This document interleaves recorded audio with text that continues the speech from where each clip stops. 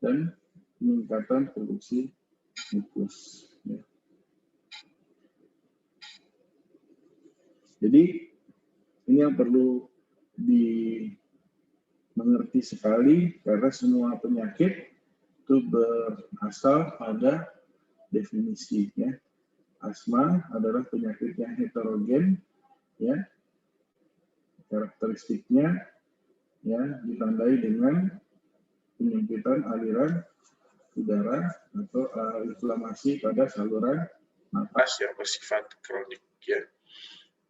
Kemudian ini didefinisikan dengan riwayat ya gangguan pernapasan seperti ada wheezing, kemudian napas terasa pendek, ya, kemudian dada terasa tegang atau menyempit, kemudian batuk, ya, yang terjadi sering, ya, intensitas dan waktunya, ya, bersamaan dengan ya penyempitan aliran udara yang bersifat variabel, ya, Pak, yang bersifat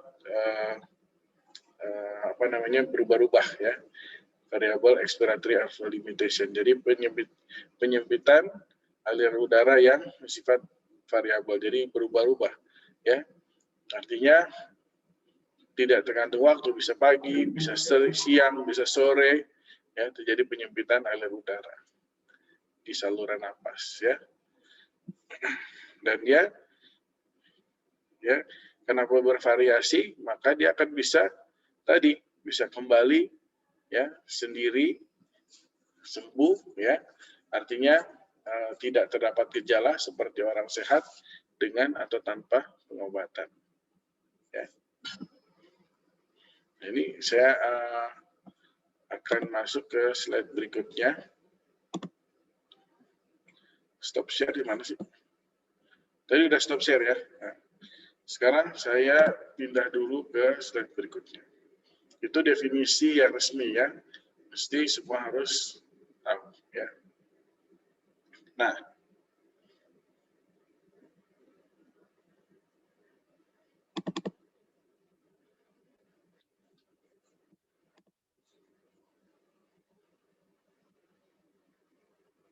slide ini bisa dilihat.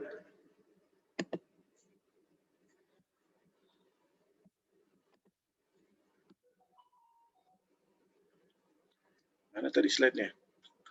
Slide-nya belum bisa dilihat, ya, yang tadi? Belum, Dok. Belum, ya. Berarti ini dibuka dulu.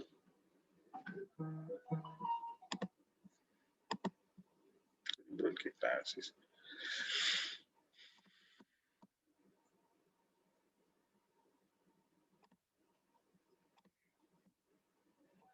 Di sini belum masuk, ya.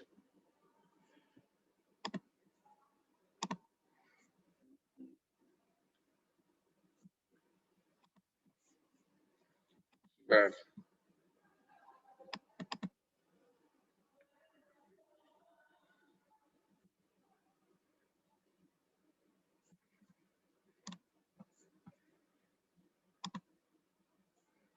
Kok di sini belum masuk, ya?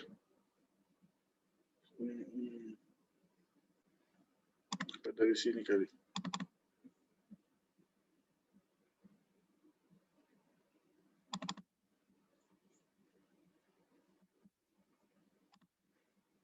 Ini bisa kelihatan? Halo? Sudah. Slide ini bisa kelihatan? Sudah, Dok, sudah. Sudah, ya. Nah, saya ingin memperlihatkan ini adalah definisi sebelumnya. Dengan ini memperkuat bahwa ya asma ya adalah inflamasi kronik saluran napas, terjadi hiperaktivitas bronkus terhadap berbagai rangsangan, ya, penyempitan saluran nafas yang bersifat diffuse, derajat penyempitan bervariasi, membaik spontan dengan atau tanpa pengobatan. Ya. Kalau tadi sedikit berbeda, ya, membaik spontan dengan atau tanpa pengobatannya tidak ada. Ya. Dan ujungnya adalah penyakit dengan sesak yang bersifat heterogen. Sebenarnya intinya hampir sama. Ya. Nah, kalau kita mengenal epidemiologi, asma mengenai semua umur, lebih sering pada usia anak dan dewasa muda. Prevalensinya asma bervariasi, ada kecenderungan peningkatan asma, ya, dan peningkatan prevalensi asma dan prevalensi asma di Indonesia sekitar 5%. Assalamualaikum. Adalah, Dok. salam. Mohon maaf, Assalamualaikum, Dok. itu slide-nya masih belum terlihat, jadi masih terlihat dokumen aja. Oke. Ini berarti saya mesti gimana? Oh, ini. Dokter, apa mau dibantu dari mahasiswa aja yang screen? Ini bisa. Ini udah kelihatan. Sudah, Dok. Sudah, Dok. Dok. Sudah, Dok. Nah, ya. Ini kelihatan. Terlihat, Dok. Lihat, Dok. Saya lanjut ya. Nah, kemudian prevalensi asma di seluruh dunia yang paling terbanyak di usia 13 sampai 14 tahun. Ya, di daerah yang lebih dari 9%, ya. Kalau kita lihat di peta ini adalah di daerah Australia, di daerah Amerika, dan kita di daerah tropis, ya, umumnya 6 sampai 9%, ya, pada umur sekian. Nah, peningkatan prevalensi asma ya berhubungan tadi dengan gejala atau atopi. Atopinya bisa manifestnya di saluran napas, bisa manifestnya di saluran napas atas juga, maupun di sistem intergumen, ya, yaitu di kulit, ya, dengan gejala eksim atau dermatitis alergika. Nah, kalau kita lihat lebih rinci tadi, ya, sudah dijelaskan di awal bahwa perlu diingat, ya, tidak hanya penyempitan saluran napas, ya, atau bronkokonstriksi, juga terjadi hiperaktivitas bronkus, ya. Ini mirip dengan bronkokonstriksi, akibat dari hiperaktivitas bronkus terjadilah bronkusnya menyempit, ya. Juga terjadi, ya, di saluran napasnya, ya, yang akibatnya terjadi hipertrofi atau pembesaran sel-sel dinding epitel dinding saluran napas maupun hiperplasia, bertambah jumlahnya pada epitel dinding saluran napas, ya. Itu akibat apa? Nah, tidak hanya hiperaktivitas bronkus, tetapi itu akibat inflamasi pada saluran napas, ya. Kemudian infiltrasi, ya, aktivitas sel yang berlebihan akibat inflamasi.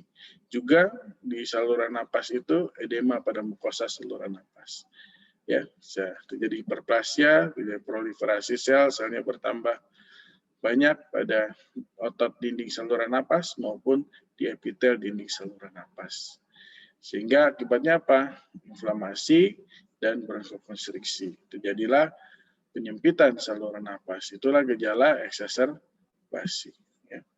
Dan, ya, poinnya adalah ada faktor atopi, ya. Dari definisi itu baru kita bisa masuk kepada anamnesis, ya. Batuk, ini bisa dibaca, ya, bronkitis, pneumonia berulang, riwayat atopi, riwayat faktor pencetus, ya. Nah, baru kita buat pertanyaan yang dapat dimengerti oleh pasien, ya. Apakah penderita mendapat serangan atau serangan yang berulang, apakah penderita mengalami gangguan batuk pada malam hari, ya, dan apakah batuk atau menyut timbul sesudah aktivitas. Ini gejala-gejala lain yang kita sesuaikan semua dengan definisi, ya.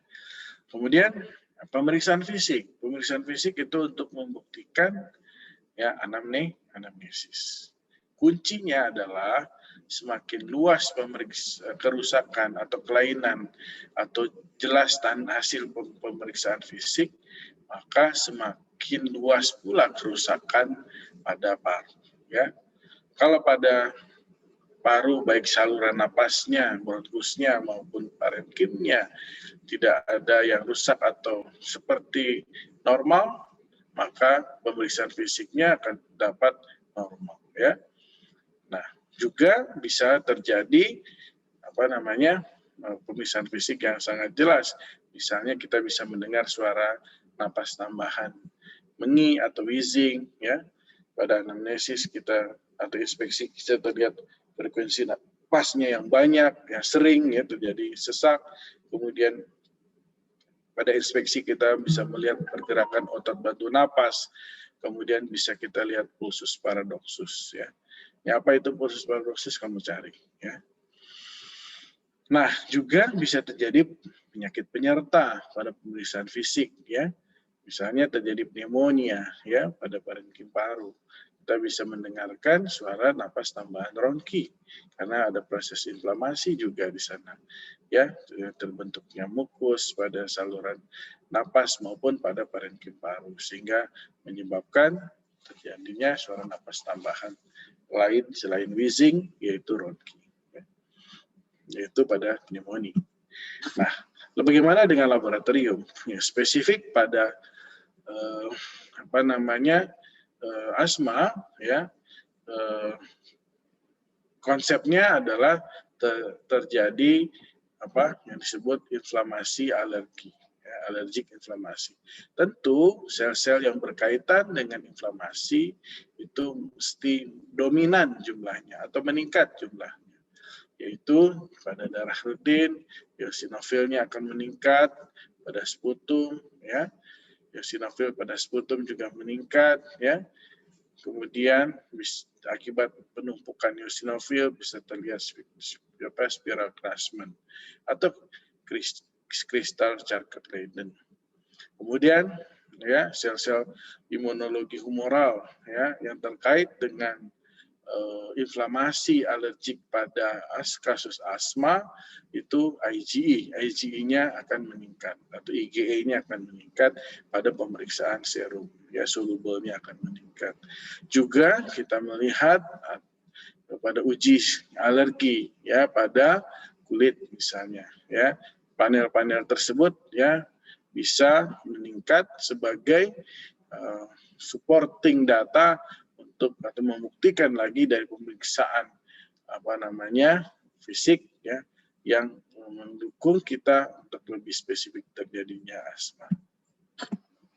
Nah, apa uji kulitnya? Itu uji prick test, crash test, menentukan faktor atopi, ya, untuk menentukan faktor atopi. Tapi ya, uji faktor alergen ini tidak berkorelasi langsung dengan pencetus asma. Nah, sama dengan pada pemeriksaan fisik, ya, pada pemeriksaan radiologi umumnya, ya, dengan luas kerusakan yang sedikit, ya, pada pemeriksaan radiologi kita dapat melihat gambaran fototoraksnya normal. Tetapi pada keadaan yang hiperinflasi paru, ya, itu terjadi, yaitu gambaran emfisema, ya, yaitu hiperaerasi pada kedua hemitoraks, ya, atau bahasa awamnya kita lihat warna yang lebih kehitaman, ya, pada kedua hemitoraks, ya, yang disebut sebagai hiperinflasi paru itu karena terlalu banyak udara yang terperangkap, ya, atau disebut sebagai udara yang terperangkap yang banyak terdapat pada alveoli, ya, sehingga dengan ditembak dengan foto ronsen dapat kita lihat dengan gambaran hiperinflasi atau disebut udara terperangkap disebut air trapping, ya. Nah, untuk menentukan, ya, apakah benar itu asma maupun penyakit obstruksi paru lainnya, yes, baik itu termasuk di dalamnya, ya, PPOK, bronkitis, bronkiektasis, ya, itu pemeriksaan penunjang yang utama yaitu dengan peak flow meter, ya, untuk menentukan arus puncak ekspirasi atau expiratory flow, ya, peak expiratory flow, ya, atau peak expiratory flow atau PEF, ya. Nah, itu bahasa Indonesianya arus puncak ekspirasi yang diukur dengan alat apa? Peak expiratory flow ya atau APE meter ya. Itu kalau kita di rumah sakit gampang kita ada selalu ya dengan cara disuruh meniup dengan hentakan. Kita lihat nilai peak expiratory flow-nya atau arus puncak ekspirasinya. Kemudian selanjutnya adalah kita dengan menggunakan spirometri ya. Spirometri banyak bisa kita lihat, bisa kita melihat mendapatkan hasil volume vital capacity ya, kapasitas vital ya, peak expiratory flow ya, force expiratory flow atau PEF ya, in 1 second PF1, atau bahasa Indonesia volume ekspirasi paksa detik pertama ya, atau KVP bahasa Indonesianya itu kapasitas vital paksa atau force vital capacity bahasa Inggrisnya singkatannya FVC ya. Dan masih banyak panel-panel lain yang bisa kita lihat. Tapi ada dua panel utama itu ya. FVC per nilai prediksinya adalah untuk mengukur ya restriksi, dan FEV1 per nilai prediksinya untuk mengukur nilai obstruksi, serta FEV1 per FVC untuk mengukur nilai obstruksi juga. Nanti kita akan lebih banyak belajar di spirometri. Halo, Waalaikumsalam. Iya. Nanti jam 2. Iya. Saya masih kuliah dulu. Iya. Ya, Waalaikumsalam. Nah, kemudian, ini tadi yang saya sebutkan, ya. Nah, apabila kita menemukan fungsi parunya, nilai obstruksinya normal, ya, tapi ada gejala sesak, ya, dan pada saat pemeriksaan tidak ada gejala sesak, maka kita bisa melakukan, ya, pemeriksaan penunjang lanjut dengan menggunakan spirometri, yaitu dengan menggunakan uji bronchodilator untuk menentukan, ya, nilai ya obstruksi sesudah pemberian bronchodilator dikurangi nilai obstruksi sebelum pemberian bronchodilator per nilai obstruksi sebelum pemberian nilai bronchodilator ya. FEV1 post BD dikurangi FEV1 per BD per FEV1 per BD dikali 100% ya. Itu nilai obstruksi. Bronchodilatornya apa yang dipakai? Yang dipakai adalah salbutamol ya, 1 respul ya, yang berisi 2,5 cc, atau satu lagi adalah salbutamol dosis terukur ya, yaitu dengan menggunakan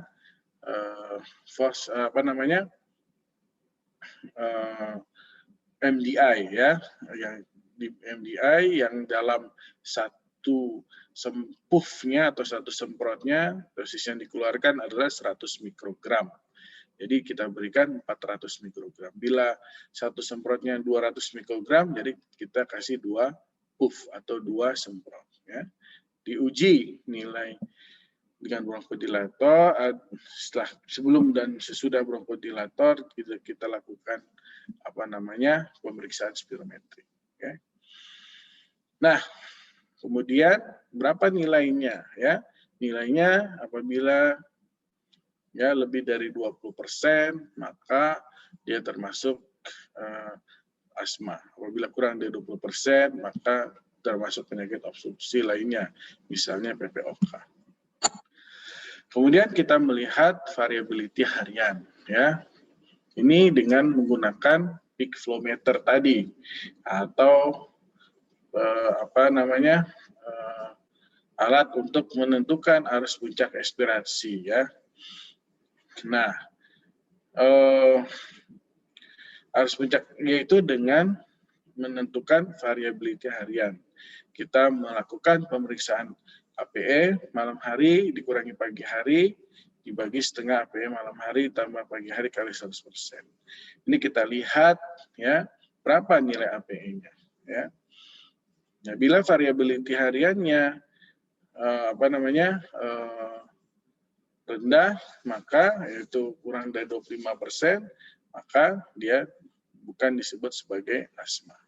Ya.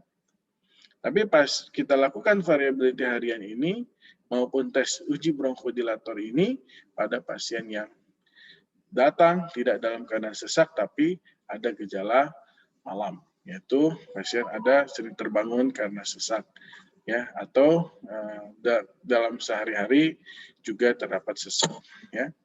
Yang lain adalah apa? Pasiennya menyerupai orang normal, jadi tidak ada sesak, ya, sama sekali. Tapi ada riwayat asma, ada riwayat atopi, ada riwayat sesak yang lebih dari 2 bulan yang lalu, ya.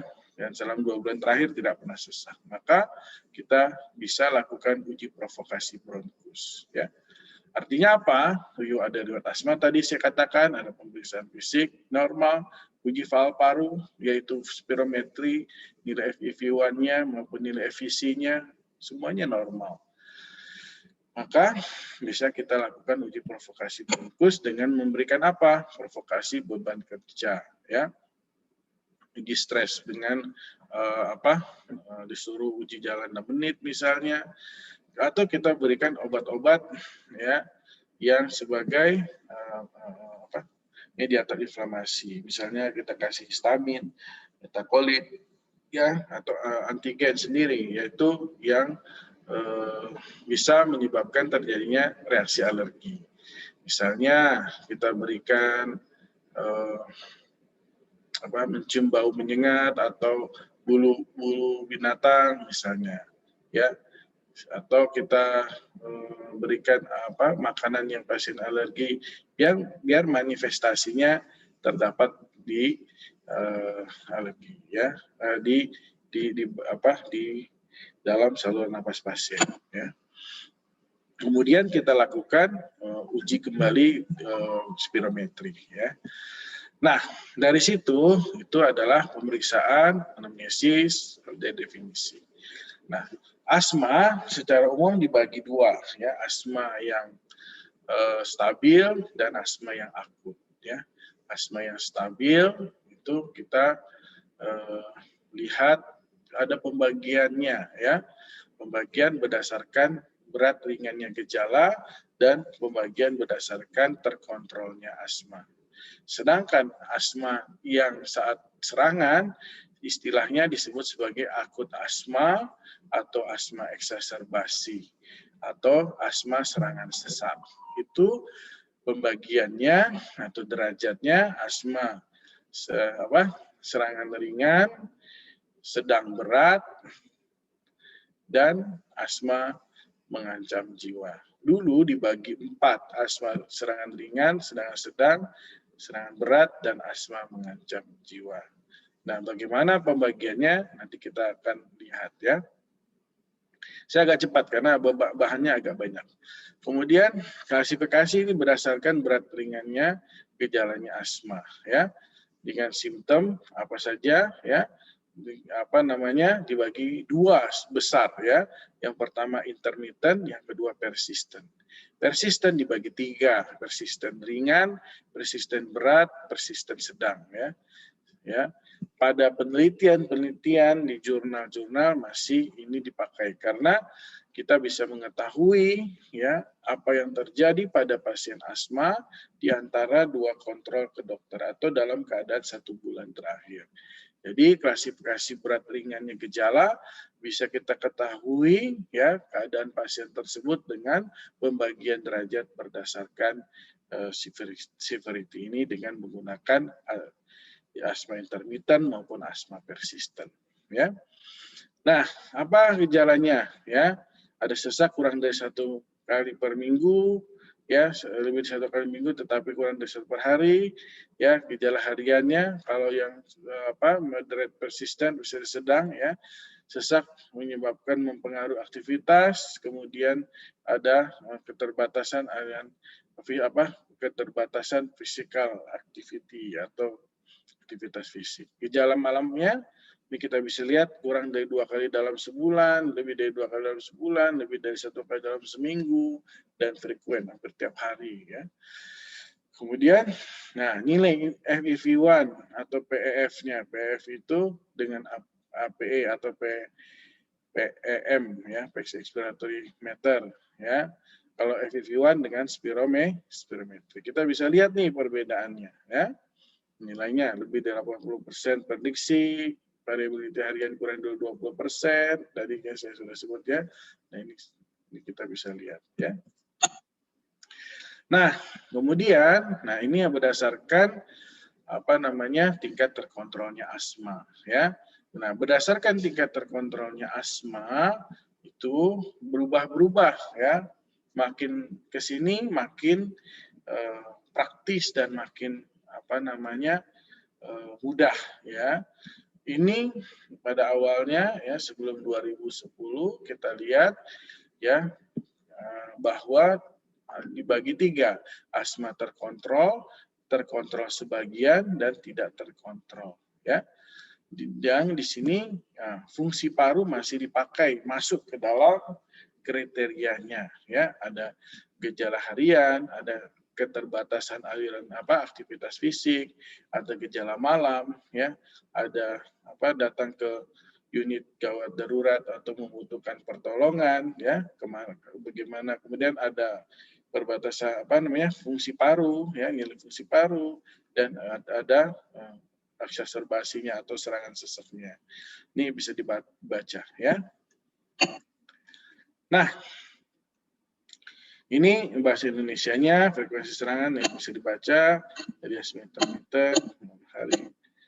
Ya, nah tadi ini kriteria terkontrolnya asma ya, tidak ada gejala malam dan sebagainya. Ini bisa dibaca ya.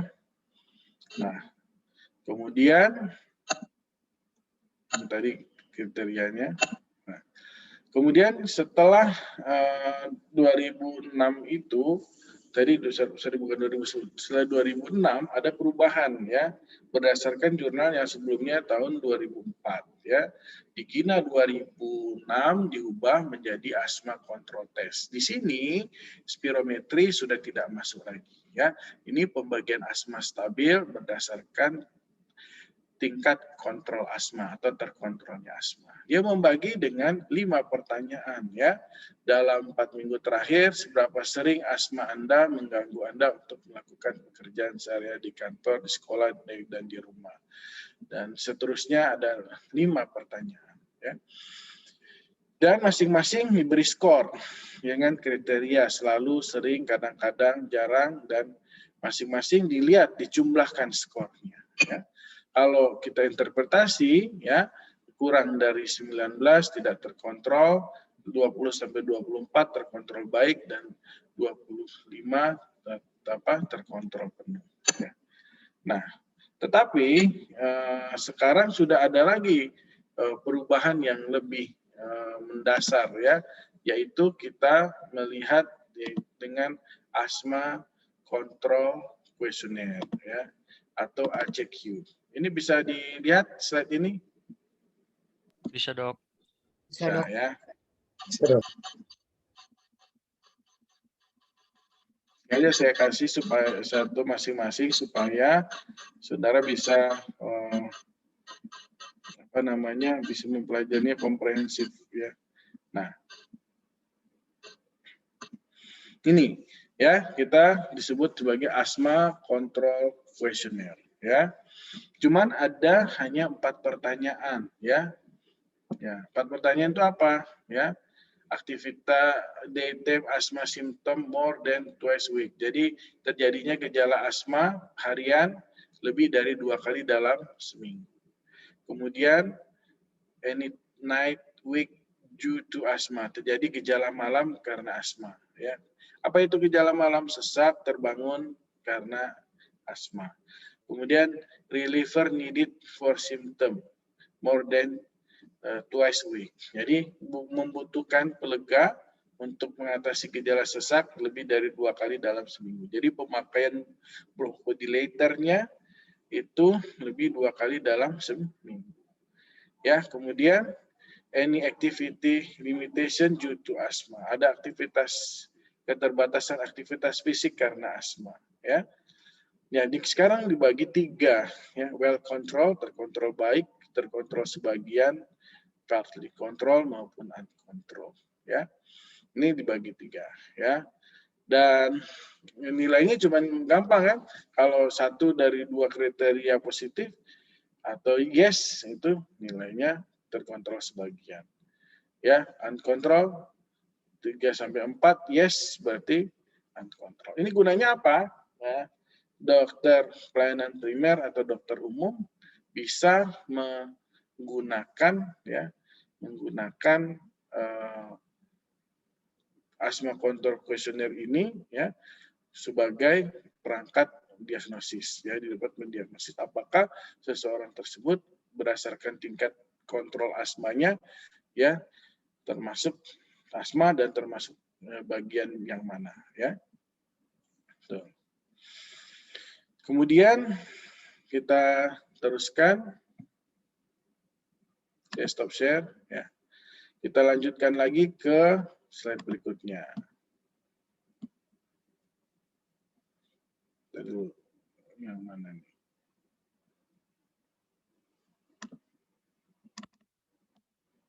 Ini stop share. Nah, kalau penata laksanaan asma eksaserbasi, kita masuk kepada asma ya pada saat eksaserbasi ya, atau akut asma atau asma dengan serangan sesak ya.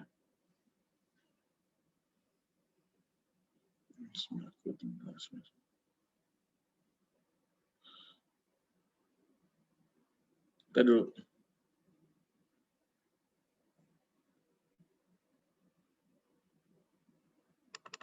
Ini dia.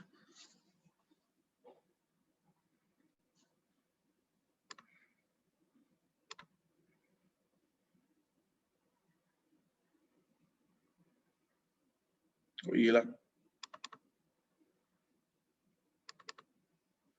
Kalau ini bisa dilihat slide-nya. Halo? Slide-nya belum, Dok. Belum, Dok. Belum, Dok. Belum ya, stop share dulu. Kemudian dibuka, kemudian di-share. Ini bisa dilihat? Bisa, Dok. Bisa, Dok. Sudah, Dok. Sudah, Dok. Udah. Mau belanja sebentar ke total yang Ya udah. pusat itu ya. Pinjam ya, Dok ya. Nah, kalau kita lihat tadi asma ya, tadi definisinya sudah kita bahas ya. Sini bisa kelihatan slide-nya? Bisa, Dok. Bisa ya. Bisa, Dok. Ini adalah gambaran secara bronkoskopik ya. Ini yang disebut sebagai penebalan dinding saluran napas, ada edema mukosa ya. Kemudian ada hipertrofi, hiperplasia dinding epitel maupun di otot saluran napas, ada edema ya. Nanti kita belajar lebih spesifik pada imunologi pada asma ya. Sedangkan ini pada penampang saluran napas yang normal ya. Nah, kita masuk lagi karakteristik asma ya, itu ada tata laksana pada serangan asma ya. Makin cepat pengobatan dimulai, maka makin mudah kita mengatasi serangan. Makin lama dan makin berat serangan, makin sukar pengobatannya. Dan penyembuhannya juga makin lama. Ya. Nah, tadi dalam definisi sebenarnya sudah disinggung apa yang bisa menyebabkan terjadinya serangan asma. Ya, ada faktor atopi ya, atau alergen ya. Ya, kemudian ada sesak yang bervariasi ya. Kemudian tadi kita lihat ada inflamasi ya. Inflamasi itu bisa karena alergi ya, bisa karena ada faktor lain yaitu infeksi ya. Infeksi saluran napas ya, bisa karena bronkitis, juga infeksi pada parenkim parunya, bisa karena pneumonia, yang semua bisa menekan dinding saluran napas ya. Juga karena faktor stres emosional maupun fisik ya, akibat exercise yang berlebih ya, terjadi hiperventilasi atau keadaan ekstrim, misalnya cuaca panas, dingin, lembab, atau gas atau gas menyengat, ya, misalnya sulfur dioksida, dan bau-bauan menyengat dari makanan, dari bumbu, dari obat-obatan. Nah, semua itu adalah faktor risiko terjadinya serangan asma atau eksaserbasi asma. Ya. Nah, kalau kita lihat ini, apa tujuan terapi kita mentata laksana asma eksaserbasi akut? Yaitu menghilangkan obstruksi secepat mungkin, menghilangkan hipoksemia secepat mungkin, mengembalikan faktor atau faal paru atau fungsi paru ke normal secepat mungkin, dan mencegah kekambuhan. Ya. Nah, faktor-faktor yang menyebabkan terjadinya kematian karena asma. Ya. Ada riwayat gagal napas dan pemasangan intubasi, pemakaian steroid sistemik, ya. Nah, pemakaian steroid sistemik itu ada hal yang harus diperhatikan, ya. Kunjungan ke unit gawat darurat, ya, penata laksanakan asma yang tidak adekuat, ya, depresi berat atau masalah psikososial. Nah, kalau kita lihat di sini, ya, klasifikasi beratnya serangan asma kita bagi menjadi serangan ringan, sedang, berat, dan mengancam jiwa. Ya. Sejak tahun 2016 dia dibagi 3, jadi asma ringan, sedang berat, maupun mengancam jiwa. Ya. Nah, kalau dia dibagi 4, kita lihat ada kriterianya. Nah, sampai sekarang belum berubah, ada 13 kriteria. Ya. Sesak napas, berdasarkan sesak napasnya, banyak berbicaranya, kesadarannya, frekuensi napasnya, pemakaian otot bantu napasnya, ada atau tidak suara mengi, nadi, ya, pulsus paradoksusnya, ya, arus puncak expirasinya, ya, pada awal bagaimana, ya, nilai tekanan, ya, arteri O2 normal atau tidak, tekanan arteri CO2 dalam darah bagaimana, ya, dan saturasi oksigen. Ini kita dapat dengan pemeriksaan analisis gas darah, ya. Nah, pada asma serangan ringan kita lihat gejalanya sesak napas waktu berjalan bisa berbaring, ya. Kemudian berbicara banyak kalimat, ya, ini kunci-kuncinya, ya, kesadaran mungkin terjadi agitasi atau gelisah, dan frekuensi napas masih normal. Jadi pada umumnya berdasarkan kriteria itu masih mendekati normal. Nadi pun kurang dari 100 kali per menit. Ya. Lain-lainnya bisa dibaca. Nah, maupun nilai PaO2-nya maupun nilai arus puncak expirasinya. Nah, kemudian ada serangan asma sedang, ya. Serangan asma sedang, ya, karakteristiknya berbicara lebih suka dalam keadaan duduk dan berbicaranya hanya beberapa kata-kata, ya. Dan biasanya sudah terjadi gelisah dan frekuensi napas makin naik, ya. Kuncinya semuanya makin naik. Semua kriterianya makin naik. Pulsus paradoksusnya pun 10 sampai 20 mm Hg dan terus naik, ya. Ya, begitu juga pada asma serangan berat. Ya. Pada asma serangan berat, pada inspeksinya dia sudah hanya berbicara satu kata atau kata demi kata, tidak sebanyak kata yang pada asma serangan sedang maupun asma serangan ringan. Ya, begitu juga ininya frekuensi napasnya juga meningkat, nadinya juga lebih meningkat. Kemudian asma berat makin meningkat lagi, arus puncak expirasinya justru terbalik, makin menurun, ya, kurang dari 60%, ya. Ini bisa dibaca.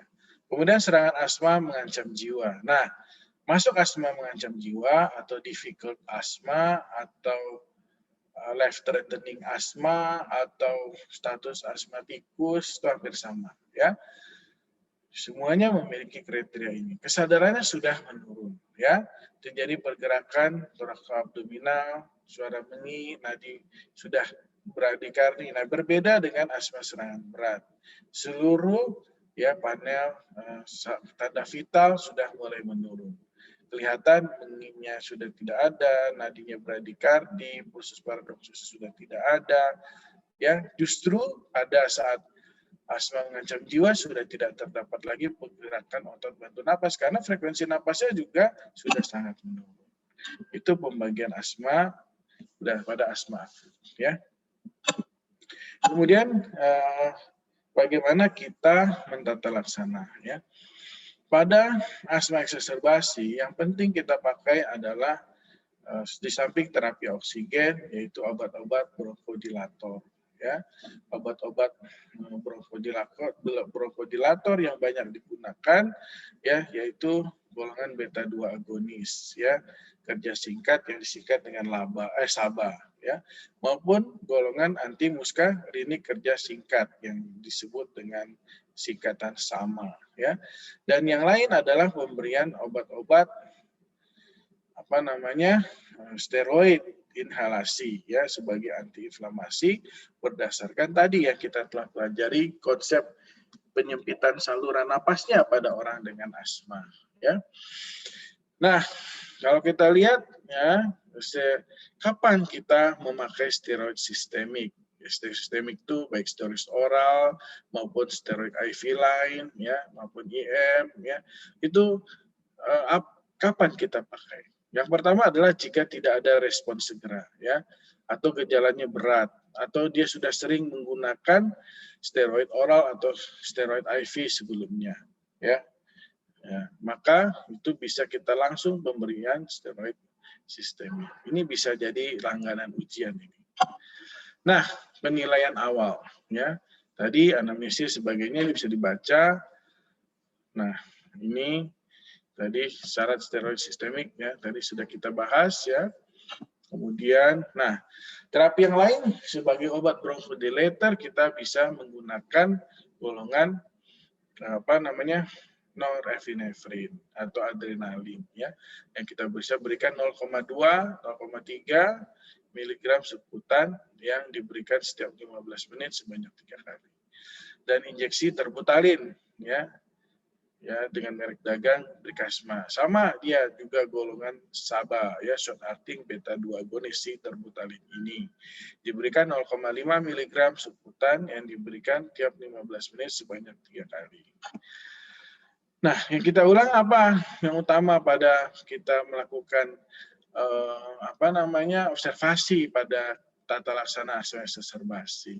Yang paling utama adalah kita lihat arus puncak ekspirasi, bukan itunya, bukan spirometrinya, nggak akan bisa kita lakukan spirometri.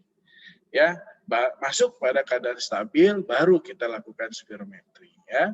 Kemudian saturasi oksigen, uji lain yang diperlukan, ya.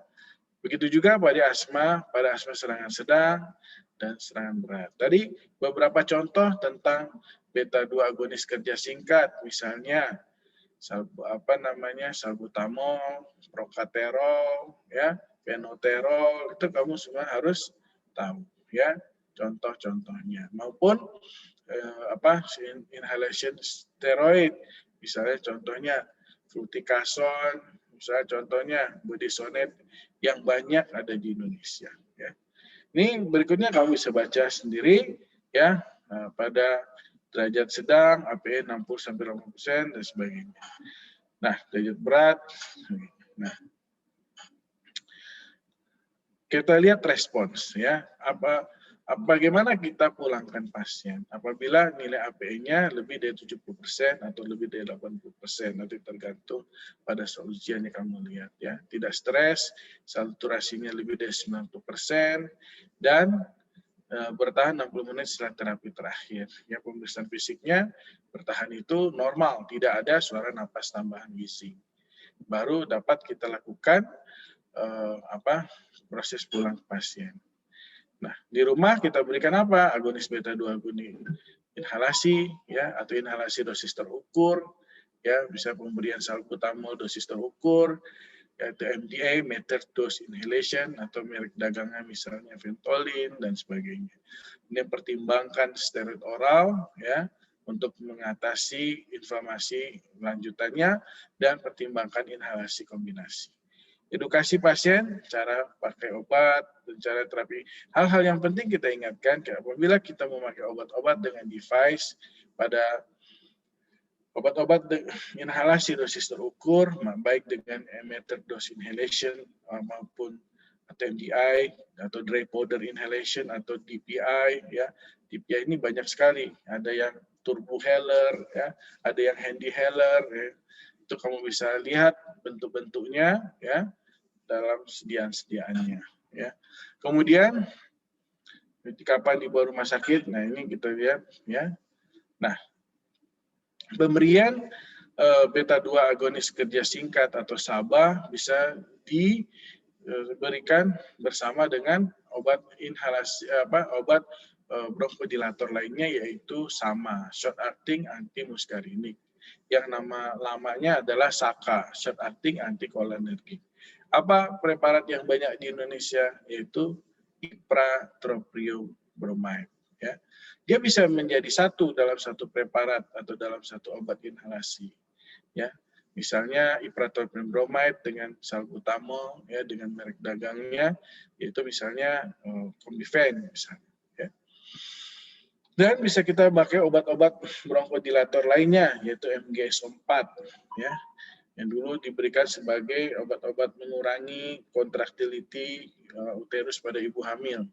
Itu bisa kita pakai ya dengan dosis tertentu ya, nanti bisa dilihat di Gina maupun di slide ya, pemberian magnesium MgS4 ya. Kemudian monitor tetap harus mencek respirasi, saturasi nadi ya. Dalam hal ini adalah tanda vital ya. Apabila kapan jarak rasio dan sebagainya, ini bisa dibaca ya. Nah, kriteria bisa dipulangkan apabila API lebih 60% dari diperkirakan kondisi menetap pada saat terapi oral inhalasi.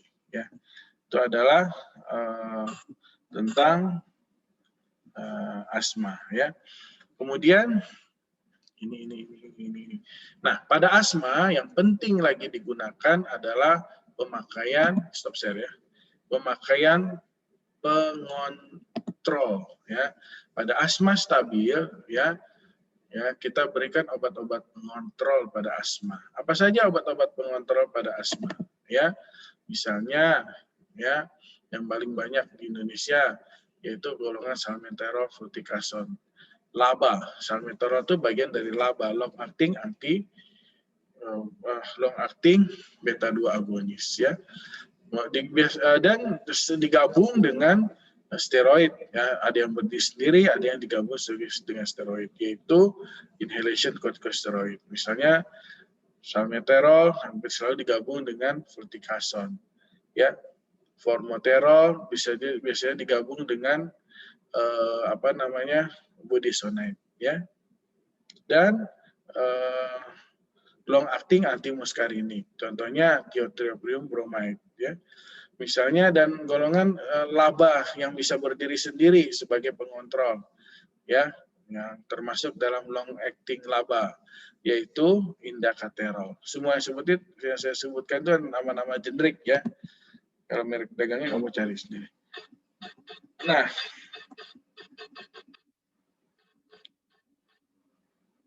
sudah.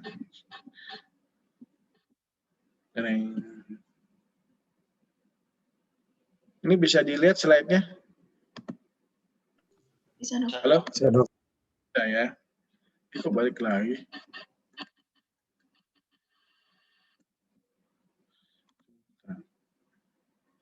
Kalau Enso bisa kelihatan Enso ya.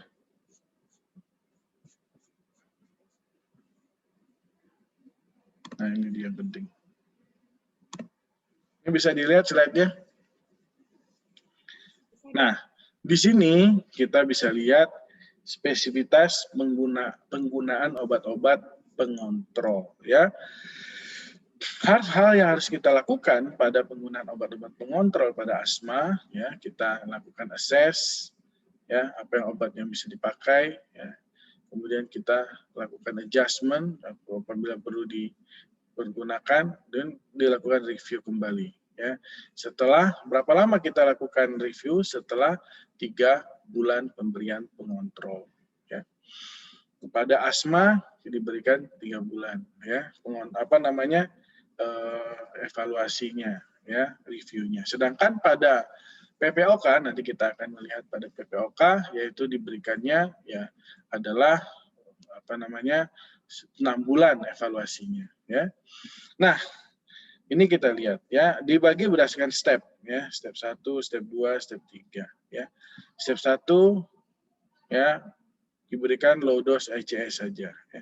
Step 2 ECS laba, step 3 ditingkatkan dosis ECS labanya. Maupun step 4 ya, kita bisa menambahkan obat-obat pengontrol lainnya sebagai anti IgE misalnya, anti EL5, EL5 misalnya ya. Atau kita bisa berikan yang lainnya adalah sebagai pengontrol sejak step 2 ya, anti leukotriene reseptor antagonis ya. Maupun kita bisa diberikan dengan inhalasi steroid low dose berbarengan, biasanya diberikan bersama dengan laba ditambah dengan LTRA tadi ya. Nah, yang lain pada fase 4 adalah bisa kita berikan obat-obat tinggi udah terapi oksigen ya, tapi lebih spesifik nanti pada obat-obat terapi oksigen ini diberikan pada PPOK ya. Nah, ini yang lebih spesifik ya. Nah, itu terdapat pada asma. Itu kamu pelajari dosisnya berapa ya. Baik penggunaan laba ICS maupun penggunaan anti leukotrien atau leukotrien antigen ya. Kemudian leukotrien reseptor antagonis LTRA ya, dan penggunaan obat-obat pengontrol lainnya ya. Itu pada asma ya. Sampai di sini ada yang mau bertanya tentang asma? Halo?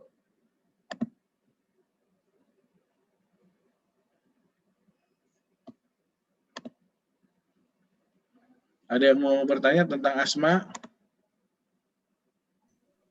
Assalamualaikum dok. Ya, silakan. Perkenalkan nama saya Safik Muhammad. Izin bertanya dok. Ya. Kalau malam hari itu terjadi sesak nafas itu asma kronik ya dok? Apa bagaimana ya dok? Terima kasih dok. Ya, asma tadi kita telah pelajari di definisi gejala sesak yang bersifat kronik dengan ada tanda salah satunya gejala malam. Gejala malam itu adalah pasien terbangun karena sesak. Ya, itu disebut gejala malam. Ya, berlangsungnya semua pasien pada asma adalah gejalanya bersifat kronik. Dia bisa berulang. Ya, tadi berdasarkan derajatnya asma berdasarkan berat ringannya gejala, ya bisa terjadi gejala malam kurang dari 2 kali dalam berapa? Dalam 2 bulan, lebih dari 2 kali dalam 2 bulan, atau lebih dari 1 kali dalam seminggu, atau yang terakhir setiap hari, atau singkatnya frekuen. Itu salah satu gejala asma ya yang sebagai bagian kriteria dari berat ringannya gejala asma. Intinya dia kebangun malam karena sesak ya. Sifatnya pasti semua penyakit asma harus kronik ya.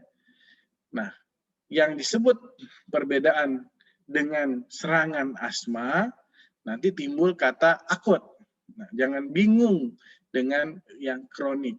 Kronik semua gejala asma itu kronik. Tapi pada saat terjadi serangan asma, itu disebut namanya asma eksaserbasi. Atau bisa istilahnya yang lain adalah akut asma. Akut itu terjadi periode serangan. Jadi terjadi akut kembali. Ya. Jadi bedakan terjadinya penyakit asma secara keseluruhan dan terjadinya periode akut pada asma. Ya, dan bedakan juga dengan pengertian serangan atau asma serangan malam pada asma. Bisa dipahami? Baik dok, terima kasih dok. Bisa dok. Ya, ada lagi yang mau bertanya?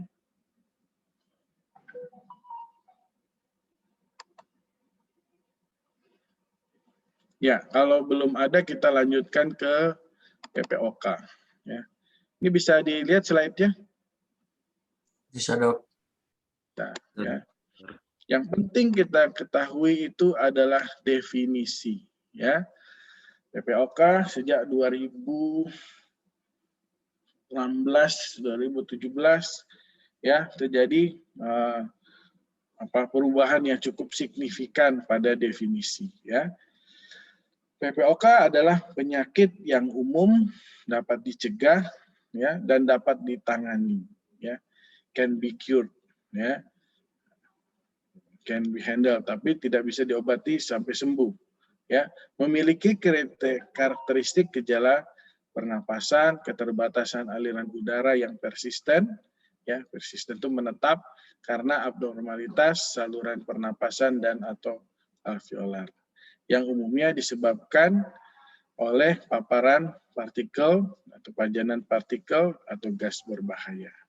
Itu yang kita sebut sebagai definisi PPOK. Jadi harus ada pajanan partikel atau gas berbahaya atau gas toksik, ya, abnormal saluran napas, ya, yang sifatnya persisten. Sebelumnya dikatakan dia bersifatnya irreversible sebagian, irreversible atau reversible sebagian, ya. Nah, itu kalau dalam ujian maupun dalam pemahaman kamu harus mengetahui perbedaannya dengan asma. Oleh karena itu dia tidak ada faktor alergi pada PPOK, ya. Walaupun nanti ya pada saat terjadinya PPOK eksaserbasi, ya, peran inflamasi alergi juga terjadi. Tapi itu nanti kamu bahas setelah ketika kita belajar pada inflamasi, pada asma, pada imunologi, ya. Karena mempelajarinya nanti pahami dulu yang dasar, baru kita masuk ke tahap berikutnya. Jadi secara umum inflamasi pada PPOK disebut non-allergic inflamasi atau neutrophilic inflammation. Ya. Nah, etiologi, patobiologi, dan patologi PPOK, penyebab keterbatasan udara. Nah, di sini ada evidence A sebagai penyebab terjadinya obstruksi saluran nafas yang bersifat irreversibel atau reversibel sebagian. Yaitu faktor risiko utamanya adalah yang termasuk gas atau partikel toksik, yaitu pajanan, asap rokok atau polusi gas industri maupun kendaraan bermotor, ya. Ini evidence-nya A, ya. Kemudian yang bisa menyebabkan terjadi gangguan pertumbuhan paru, penurunan fungsi paru, ya, terlalu cepat, kerusakan paru, inflamasi paru yang sifat dan sistemik, ya. Ada kunci di sini, ya. Kuncinya yaitu inflamasi pada pada PPOK, ya, tidak hanya terjadi menetap di saluran napas tersebut, tetapi dia juga bisa ya dengan aliran sirkulasi hematogen, aliran sirkulasi darah, dia juga bisa berkembang melewat aliran darah, ya, partikel sitokin inflamasi tersebut masuk ke organ-organ lain. Atau sudah juga terjadi inflamasi di tempat lain, yang dia bisa akibat aliran ini, dia bisa masuk ke tempat yang memperburuk inflamasi di tempat lain. Maka di mana yang paling banyak, yaitu di sistem kardiovaskular, yaitu ada di pembuluh darah koroner, ya. Maka orang dengan penyakit jantung koroner atau dengan penyakit jantung hipertensi, ya, itu pada umumnya juga terjadi PPOK, ya. Juga penyakit sendi, ya, dan kemudian penyakit di sistem hepatobiliar, misalnya di hati dan sebagainya. Nanti kita akan lebih mendalam belajarnya di asma inflamasi, di asma secara inflamasi maupun PPOK inflamasi di bab imunologi ya, di imunologi ya. Nah, prevalensi di Indonesia bisa dibaca ya, PPOK kurang dari 3%, 3-3%, lebih dari 3,7% ya. Nah, alur diagnosis ke gejala napas pendek, batuk kronik, dan produksi sputum. Nah, spirometri ini adalah sebagai diperlukan untuk menegakkan diagnosis ya. Faktor risikonya apa? Ada faktor risiko tadi dari pajanan paparan gas beracun atau partikel toksik, yaitu dari tembakau, pekerjaan, polusi ya, ada faktor inang ya, yaitu faktor genetik, yaitu juga bisa menjadi faktor. Misalnya defisiensi alpha-1 antitrypsin ya. Nah, kemudian kita lihat lagi ya, indikator utama untuk pertimbangan diagnosis PPOK, pertumbuhan PPOK dan lakukan spirometri jika ada satu indikator di bawah pasien di bawah 40 tahun, semakin banyak indikator di bawah ini, maka ya semakin tinggi terjadinya PPOK. Apa itu? Sesak, batuk kronik, produksi sputum yang kronik, infeksi saluran napas yang kambuh, sejarah faktor risiko, ya, riwayat sejarah PPOK atau faktor semasa kecil. Itu bisa menyebabkan juga terjadinya PPOK. Mana nih salah? Ini kok nggak bisa jalan?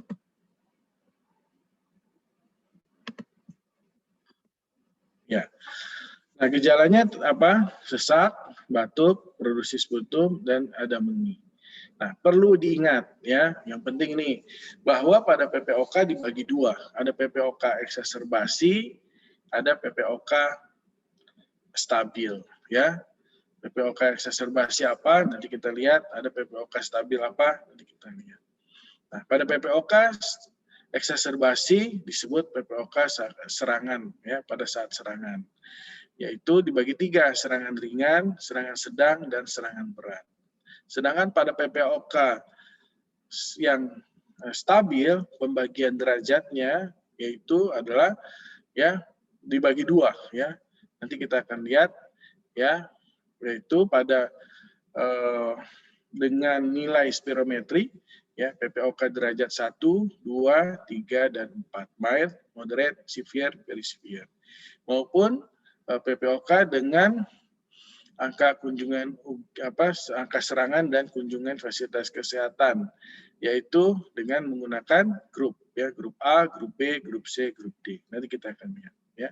Itu pembagian PPOK saat stabil dan saat eksaserbasi ya. Nah, nanti kita akan bahas ya. Nah, keterbatasan aliran udaranya ya kita nilai dengan nilai obstruksinya ya, nilai obstruksinya, nilai FeV1-nya dengan syarat FeV1 per FeV-nya kurang dari 70%. Ya. Ini tadi yang saya katakan ya. Nilai gold 1 ringan, FeV1-nya lebih sama dengan 80% dari nilai prediksi. Gold 2 sedang 50% kurang sama dengan ya sampai 80%. Dan gold 3 30%, FeV1 sampai 50%. Gold 4 FeV1 kurang dari 30%. Ya. Dengan syarat apa? Nilai FeV1 per FeV-nya kurang dari 70% atau kurang dari 0,7. Ya. Nah, kita melihat ya untuk gejala serangan sesaknya bisa dengan berbagai macam ya kuesioner yang bisa kita pakai ya, yaitu COPD assessment test atau CAT score, chronic respiratory questionnaire, CCQ, St. George respiratory questionnaire, SGRQ. Ini banyak terdapat pada penelitian-penelitian ya. Mungkin nanti di skripsi bisa kita pakai juga ya. Nah, ini adalah contoh dari CAT ya. CAT test, COPD assessment test pada PPOK. Ini adalah MMRC, ya, apa saja, ya, hanya sesak napas jika sedang beraktivitas dan seterusnya. Ini bisa dibaca. Nah, penilaian risiko eksaserbasi, ya, definisi eksaserbasi PPOK adalah perburukan akut gejala pernapasan yang membutuhkan terapi tambahan. Klasifikasi eksaserbasi PPOK, ya, tadi kan ringan ditandai dengan sindroma akut short acting bronchodilator, ya, atau short acting bronchodilator, ya, SABA misalnya, atau yang sedang kita atasi dengan short acting bronchodilator plus antibiotik dan sebagainya. Nah, perlu kita ketahui pada PPOK eksaserbasi itu kapan kita masukkan dalam PPOK eksaserbasi? Apabila masuk dalam 3 kriteria tadi. Ada batuk, sesak, dan produksi sputum. Ya. Itu suka menjadi bahan pertanyaan, ya, di dalam minimal dalam UKM PPD. Ya. Yang lain adalah ini yang saya katakan, berdasarkan gejala atau risiko eksaserbasi. Kalau kita lihat, ya, ini dia dibagi berdasarkan grup, ya, grup A, grup B, grup C, grup D, ya. Nah, dengan grafik sumbu X itu adalah riwayat eksaserbasi dan angka kunjungan ke fasilitas kesehatan. Kemudian sumbu X adalah gejala sesaknya, yaitu MMRC dan CAT score. Ya. Kapan dia masuk ke A, B, C, ini sudah bisa baca, ya. Nah, ini ada beberapa kasus, ya. Kalau misalnya dia serangannya MMRC-nya skornya lebih dari 2, ya, kemudian lebih dari 2 kali datang ke fasilitas kesehatan atau UGD, maka dia dimasuk sebagai grup D. Jadi kita mendiagnosis PPOK itu PPOK Gold 4, ya, atau PPOK derajat 4 dengan grup D, ya. Ini bisa dibaca berikutnya. Ini beberapa contoh, ya. Nah, ini adalah kajian yang lama, tetapi sejak 2020 ada perubahan yang cukup signifikan. Ya, saya ceritakan dulu pada sebelum 2016 itu kita mengenal asma sendiri, PPOK sendiri. Kemudian setelah 2016 orang yang menderita asma bisa menjadi menderita PPOK apabila terpajan partikel atau gas beracun. Terjadilah yang disebut asma COPD overlapping syndrome. Ya. Tetapi belakangan sejak 2017 dibagi 2. Jadi menderita asma kemudian terjadi PPOK akibat paparan gas beracun tersebut, terjadilah asma COPD overlapping. Jadi penyakit tersendiri. Belakangan sejak tahun 2020 ACO sudah dihapus kembali. Jadi ada menderita jadi kesimpulannya menderita asma, PPOK maupun ujungnya asma dan PPOK, ya. Jadi tidak ada cerita tentang overlapping kembali, ya. Itu perubahan yang lebih spesifik. Nah, kapan kita menilai asma misalnya? Perbedaan asma dengan PPOK.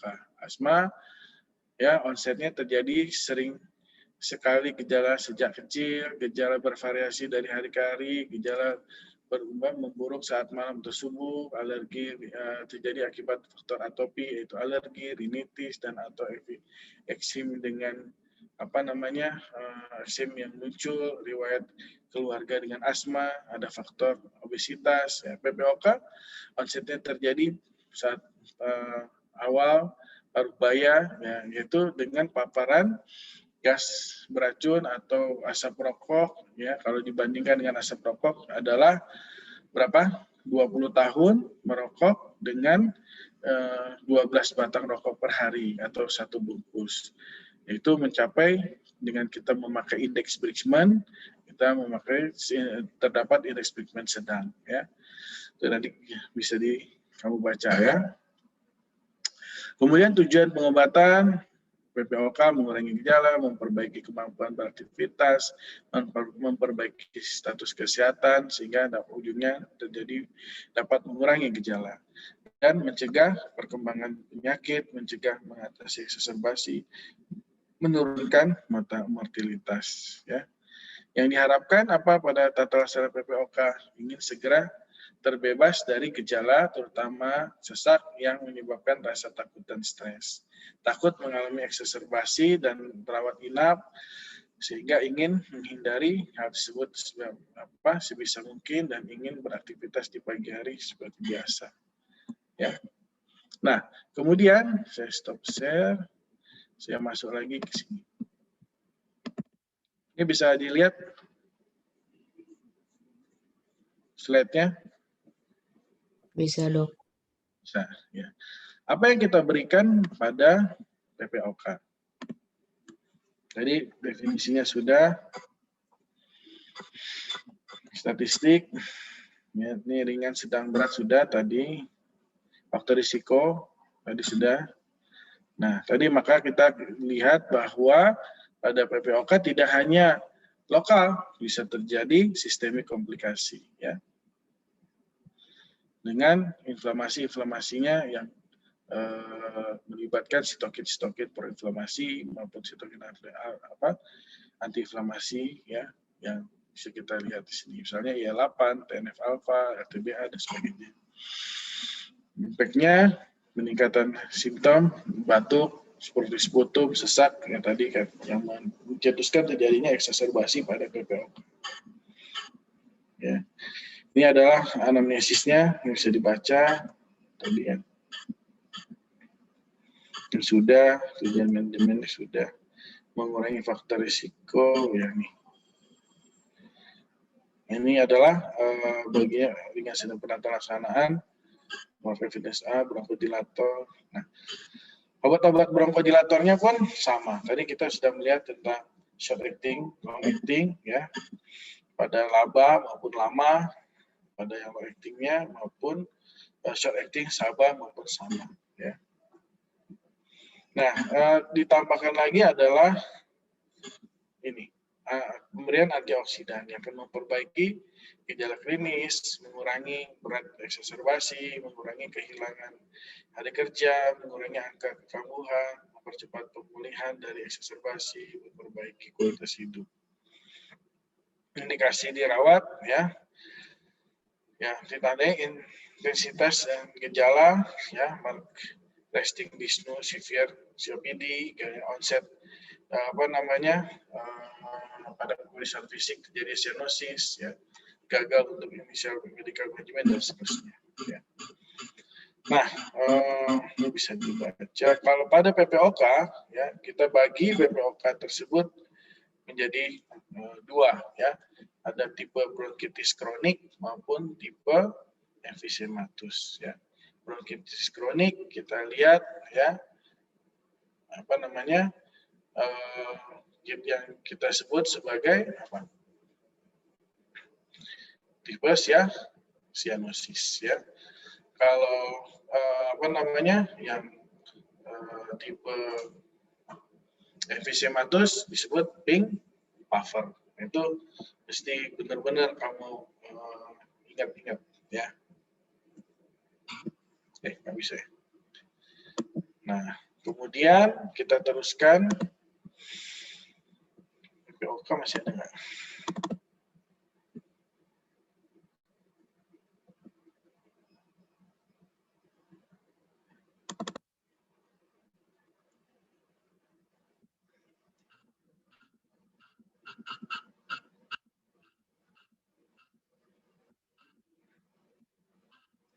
Ini sudah. Nah, ini bisa dilihat slide ini. Bisa dilihat slide ini? Belum, Dok. Belum, Dok. Oh, belum ya. Stop share dulu. Kok gini? Bisa dilihat slide ini? Sudah, Dok. Sudah, Dok. Kok bisa? Nah, ini adalah perbedaan asma dan PPOK yang sebenarnya tadi kita telah bahas ya. Ya, berdasarkan perjalanan penyakit, riwayat alergi, biodifusi, posemia, spirometrinya ya.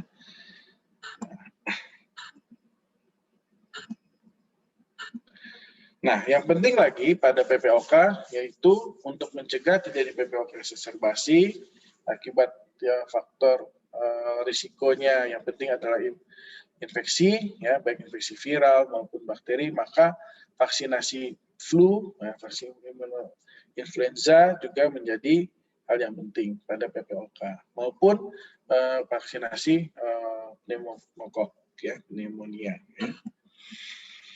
Dan yang lain adalah misalnya nutrisi, ya karena berat badan penderita yang cenderung menurun terjadi muscle wasting, ya nafsu makan berkurang, sesak napas, obat-obatan, pemakaian otot pernapasan, proses katabolisme yang meningkat, maka perlu nutrisi dengan frekuensi yang sering walaupun sedikit dan tinggi lemak dan rendah karbohidrat. Ya, yang lain adalah rehabilitasi, ya pekerjaan, psikososial, fisioterapi.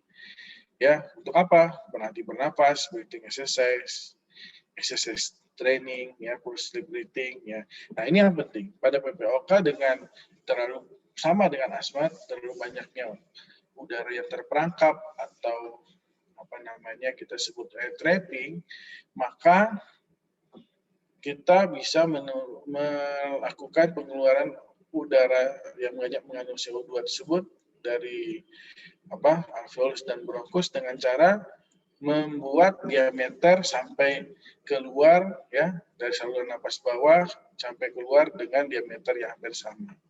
Oleh karena itu kita bisa lakukan dengan ketika ekspirasi mulut penderita bisa dilakukan seperti pencucu atau sehingga volumenya lebih kecil ya dan sama dengan volume pada saluran hampir sama dengan volume pada saluran napas di bawah sehingga pasien bisa melakukan ekspirasi ya. Itu disebut pulse sleep breathing ya. Nah, tadi ada yang tambahannya pada PPOK ya. Pada PPOK tata laksana ya, di samping pemberian obat-obat bronchodilator juga perlu diberikan sama seperti pada pasien asma ya yang disebut kontrole, pada PPOK disebut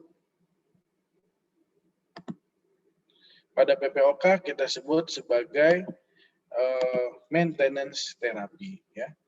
Saya masih bisa didengarkan? Masih, Dok. Masih ya? Halo? Oke. Oke. Masih, Dok.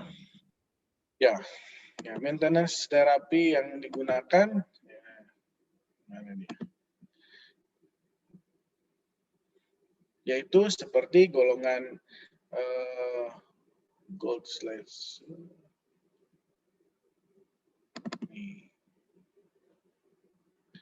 Ya, maintenance terapi yang bisa digunakan seperti golongan long acting antimuskarinik, ya.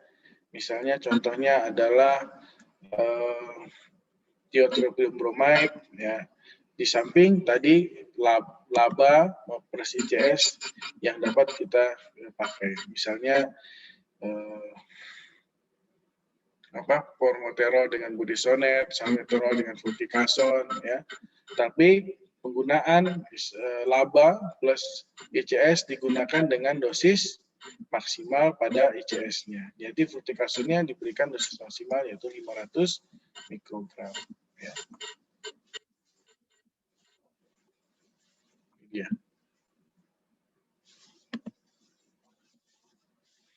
Nah, ini adalah obat-obat maintenance terapi golongan long acting beta 2 agonis dengan bisa diberikan antikolinergik ya.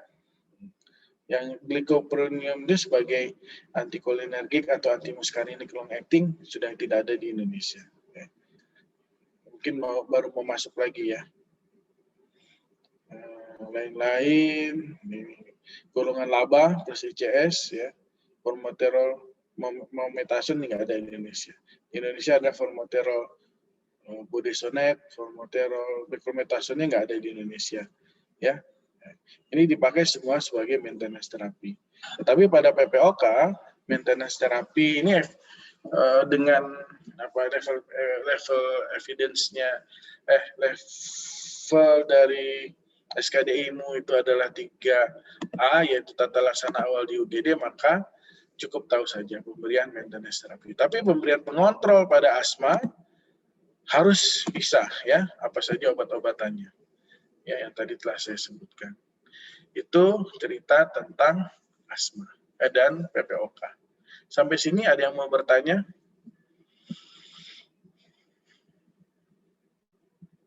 Halo? Kalau nggak ada, saya lanjut lagi satu tentang bronkiektasis, ya. Mengenai yang tambahan siap paru sama paru kerja nanti besok aja setelah spirometri, ya, sekalian. Kalau kita melihat tentang bronkiektasis, ya, bronkiektasis, ini bisa dilihat slide-nya.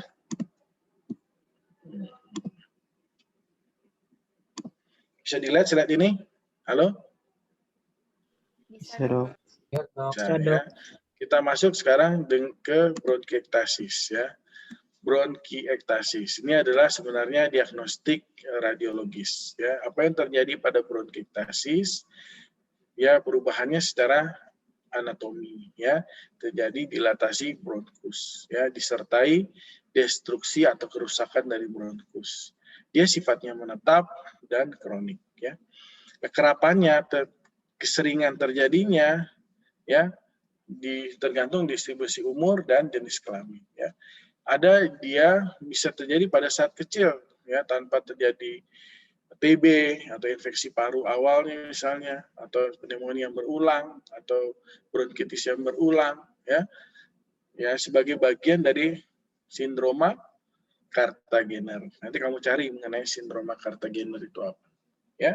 Nah, yang lainnya terjadi akibat proses infeksi kronik saluran napas yang bersifat obstruktif, misalnya bronkit maupun restriktif, misalnya bronkitis yang berulang, TB paru, ya, kemudian pneumonia, ya, semua dapat juga merusak saluran napas, ya. Nah, gambaran PA-nya ada bentuk yang silindrik, ya, tubuler, ada bentuk varikosa, fusiform, atau bentuk kistik, ya, sirkular. Nah, patogenesisnya akibat infeksi, obstruksi bronkus, gangguan mekanisme pembersihan jalan napas. Nah, ini kita belajar dulu di histologi, ya, karena epitel silia, silindris, bersilia, dan bersel goblet, ya. Oleh karena itu silianya dipakai sebagai penyapu, ya, partikel-partikel atau, ya, partikel toksik yang menyapu keluar, ya, keluar saluran napas. Kalau gangguan pembersihan ini terganggu, ya, bisa menyebabkan, ya, inflamasi pada dinding saluran napas, lama-lama destruksi pada dinding saluran napas, terjadilah bronkiektasis. Oleh karena itu bronkiektasis ini termasuk dalam gangguan sistem pernapasan yang bersifat obstruksi, ya. Yang keempat adalah kelainan kongenital, gangguan imunologis, idiopatik. Nah, gangguan imunologis maupun ini adalah kita kenal tadi sebagai sindroma Kartagener, ya. Gambaran klinisnya tidak semua mempunyai keluhan atau gejala yang disebabkan karena bronkiektasis atau penyakit yang mendasarinya, batuk kronik produktif, batuk darah, demam, sakit dada, sesak napas. Nah, berdasarkan cairan dahak yang dikumpulkan dalam 24 jam, apabila kita menemukan dalam satu gelas misalnya kurang dari 10 ml per hari, ya, berdasarkan LS itu membagi BE ringan 10 sampai 150 ml per hari, BE sedang maupun lebih dari 150 ml per hari yaitu BE berat. Jadi bronkiektasis disingkat dengan BE, ya. Ya, jangan bingung kamu ngomong BE, ya. Kemudian eksaserbasi, ya. Seperti penyakit paru obstruktif lainnya, ya, sama, dia dibagi menjadi eksaserbasi atau akut, ya, dan stabil. Ya.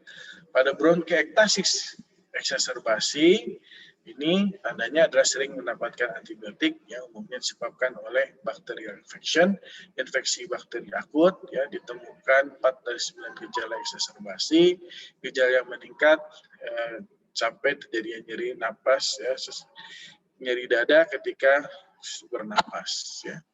Gejala eksaserbasi apa? Peningkatan jumlah sekutu, peningkatan sesak, peningkatan batuk, ya, terjadi demam. Nah, semua itu akibat lanjutan dari eksaserbasi. Suhu di atas 38 derajat, peningkatan mengi, malese, ya, lemas, ya, lemah, lesu, atau penurunan toleransi latihan atau exercise tolerance, ya, penurunan fungsi paru, perubahan ronsen torak dengan infiltrat baru, dan perubahan suara napas. Kalau kita lihat gambaran anatominya, ya, kita lihat namanya cincin-cincin ektasis, ya, ya, secara 2 dimensi. Ya. Nama lainnya adalah honeycomb appearance. Ya. Nanti sewaktu-waktu kamu ditanya, ya, bisa menjawab, ya. Dan walaupun dalam nanti terutama dalam pendidikan kematian klinik tiba-tiba kamu bisa ditanya. Jadi mesti harus diingat, ya. Pemeriksaan fisik tergantung luas penyakit, derajat penyakit, ada atau tidaknya gejala obstruksi, ya, sering dijumpai ada bronki basah, biasanya di basal paru, atau sampai akibat terjadinya hipoksia kronik, apapun penyakitnya, baik penyakit jantung, penyakit di bronkiektasis ini, dapat kita mengetahui terdapatnya jari tabu, ya. Ini yang kita sebut tadi, ya, pada jumlah pada bronkiektasis dengan terutama yang berat, ya, lebih dari 150 ml, lama-lama akan terbentuk sputum 3 lapis. Nah, ini nama lain bronkiektasis adalah penyakit sputum 3 lapis. Ya. Gambaran radiologiknya ada beberapa tipe silindrik, gambaran linier, tipe varikosa, tergantung derajat pelebaran bronkusnya, tipe kistik, terlihat cincin-cincin, ya, dengan atau tanpa airfoot level. Ya. Kenapa terdapat airfoot level di dalam cincin ektasis tersebut? Karena terdapat inflamasi, terdapat cairan mukus atau cairan radang di dalamnya. Bila gambaran ronsen tidak jelas, bisa kita lakukan CT scan toraks, ya, dan diagnosis pastinya kita lakukan bronkografi. Ini kita bisa lihat gambarannya, honeycomb appearance-nya, ini di sini, ya, dan sedikit di sini. Ya, makin lama ini makin jelas nih, ini dia honeycomb appearance. Sebelah kanan parakardial maupun sebelah kiri parakardial. Ya. Nah, secara CT scan honeycomb appearance lebih jelas lagi nih di paru sebelah mana nih? Kanan, ya, sebelah kiri. Nah, secara laboratorium umumnya dalam batas normal, leukositosis terjadi, proses supurasi aktif, paru umumnya normal. Jadi sama dengan semua penyakit obstruksi saluran napas. Makin luas kerusakannya, destruksinya, maka semakin jelas pemeriksaan fisiknya. Ya, kalau pada kerusakan jaringan paru yang sedikit, maka pemeriksaan fisiknya umumnya normal. Ya. Kasus berat, kelainan obstruksi, bisa sampai terjadi kelainan restriksi, dan terjadi hipoksemia. Tata laksana umum, pemberian antibiotika jika eksaserbasi, fisioterapi untuk mengeluarkan mukusnya, pembedahan, misalnya, tapi dengan syarat fungsi paru pada hemitoraks sebelahnya bisa menggantikan atau bisa mengkompensasi dari fungsi paru pada keseluruhannya.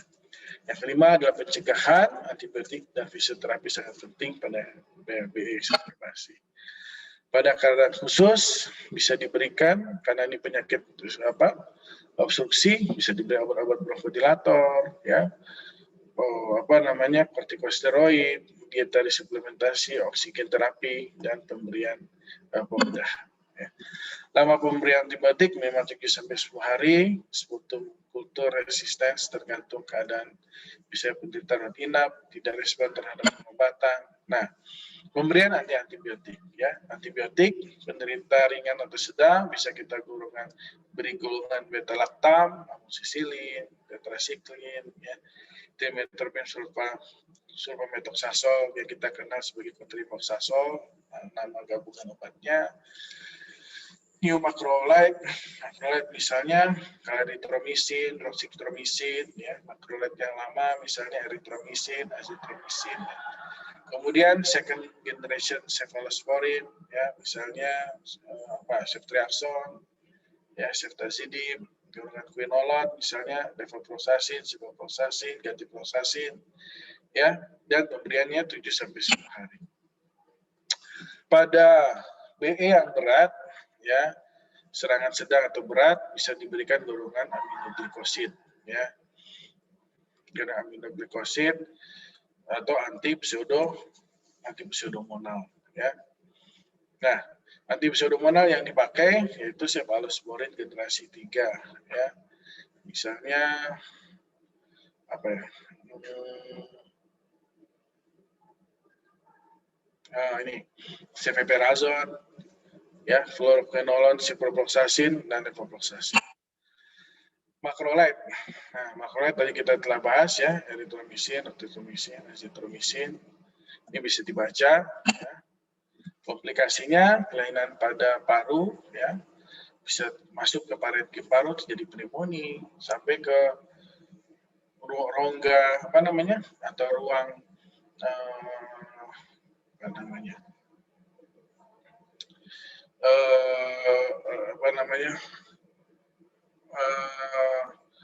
rongga di luar paru, yaitu di antara pleura, rongga pleura, ya, bisa terdapat pus atau nanah, terjadilah emphysema. Ya. Kemudian kelainan di luar paru, abses otak, sinusitis, ya. Prognosisnya tergantung dari faktor pencetus, luas penyakit, ada tidaknya komplikasi, penyakit yang mendasari, kebiasaan merokok, alkoholisme. Nah, itu adalah tentang bronkiektasis. Ya. Pada keadaan bronkiektasis stabil, ya, itu, ya, sama kita tata laksananya dengan pemberian pada penyakit obstruksi lainnya, yaitu pemberian obat-obat bronchodilator.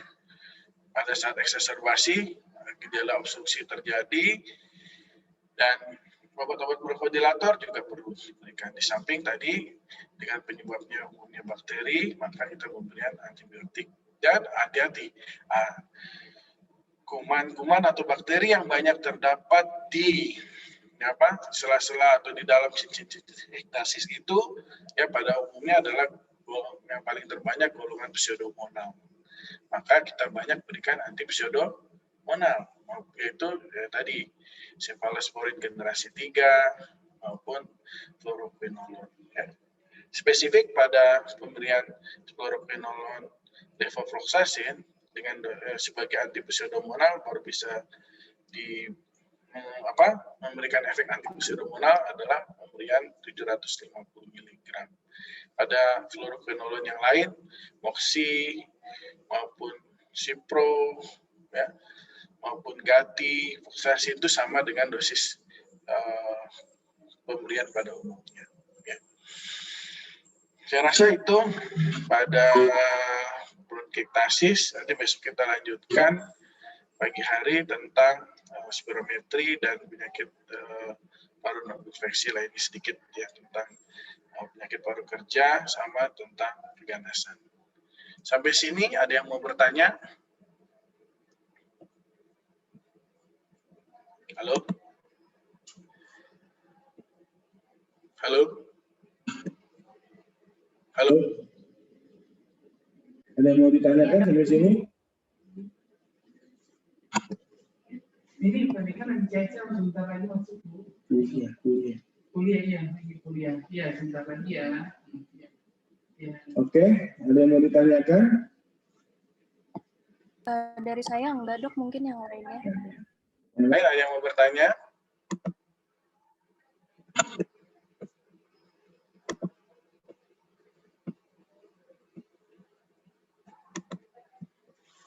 Kalau nggak ada, kita ketemu besok, ya.